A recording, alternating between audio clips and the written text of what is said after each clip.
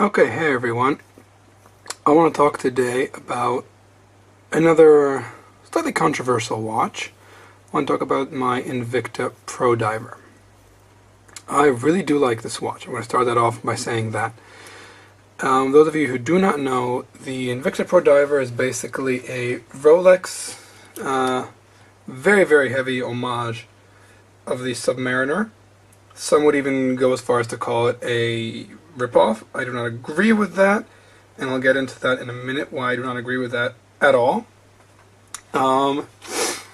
So this model is the open heart model. You can see the balance wheel going around there.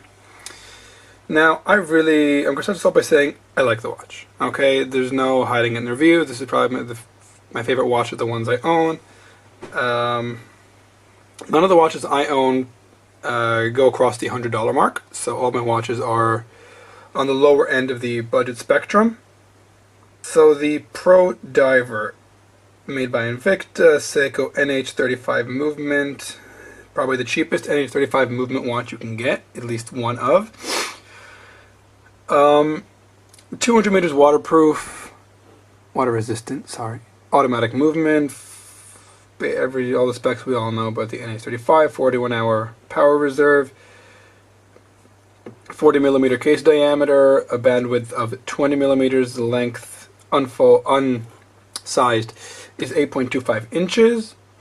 Now this is the reference, let's see if I can remember the reference number, it says it on the back, 20434, that is the reference for this model, the blue one. As you can see, a very, very gorgeous sunburst dial. Looks amazing in natural light. I'll get a video of that a bit later. You can clearly see through the watch. So, a bit of why people say it's too much of a clone of the Rolex. It looks exactly like it size-wise, indices, most of the hands except for the second hand. You can see on the back of the second hand the wing logo. No Rolex would have that. No Rolex has the open heart over there. It does not say Invicta, Invicta, Invicta around the chapter ring like Rolexes do. I like the finish. It's got polished. The top is a bit more brushed and the sides are very polished. As you can see the reflection. Invicta cross on the crown, which is a screw down crown. Mine's a bit beat up. It's been through Safari with me. I've worn it as a mechanic. 4 lines of text just like the Rolex. Automatic, professional, 600 feet. 660, sorry, 200 meters water resistant, yada yada. And the logo up there, everything is applied. The loom is pretty decent actually. So the strap feels very good, feels very greased, feels nice and oiled, nice and smooth. So things Invicta did that Rolex would never do. Rolexes do not have the brand engraved on the side like this, which I do like. I mean, people say it's a clone of Rolex and then knock Invicta for doing this. Why would you say it's a clone, knocking them for not doing anything original, and then the original thing you say, oh, it's not good?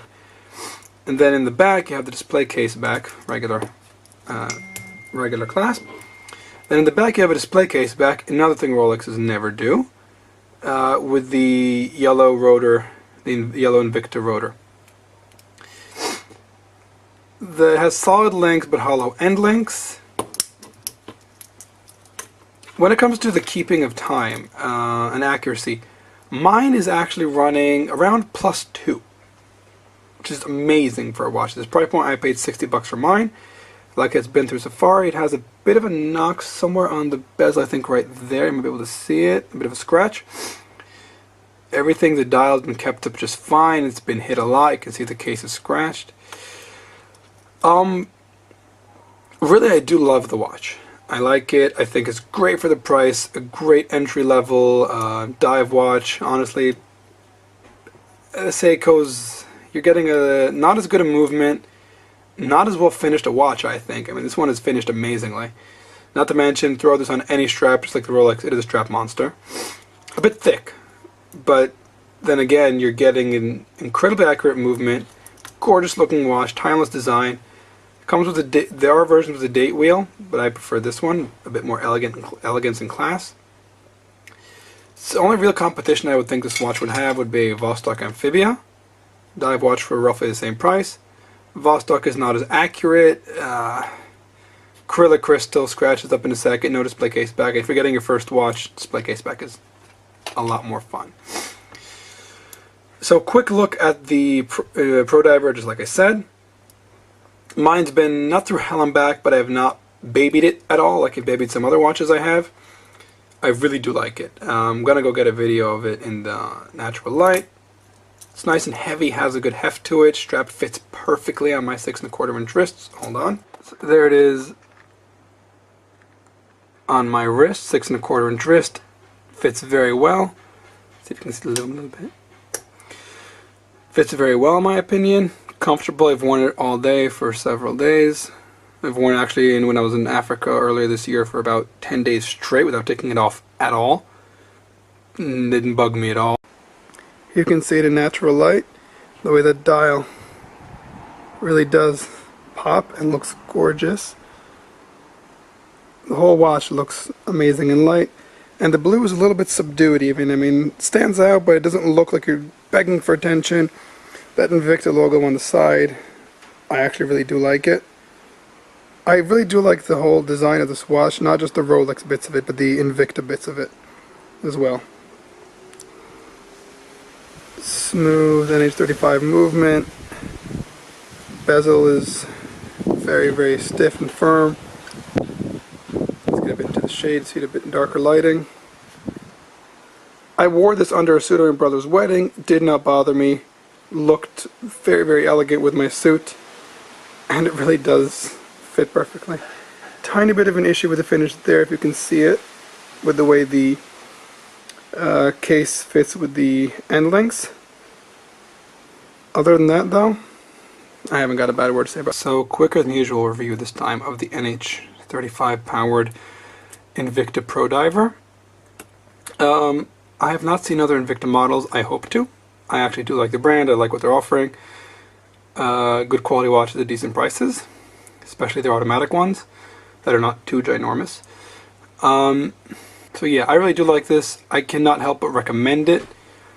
It is a beater watch. It is a dress watch. Can be worn as a dress watch. As you know, the Rolex design has already been so pumped up, and everyone loves it so much. You can wear it in an elegant setting and no one's going to think anything of it. At least where I'm from, which is Israel. And for 60 bucks, I mean, or even full price in Joma Shop is around 98 or 88 for this, for the black model of this, you're not really going to find a better watch. So yeah, I really like it. I will be doing more videos this week. I'll be filming more to upload, and I hope any one of you who sees this enjoyed them. I just love seeing that escapement move around there. So see you later. Coming up next is going to be looking at my newest purchase, Timex Weekender, and discussing this, my newest Vostok mod.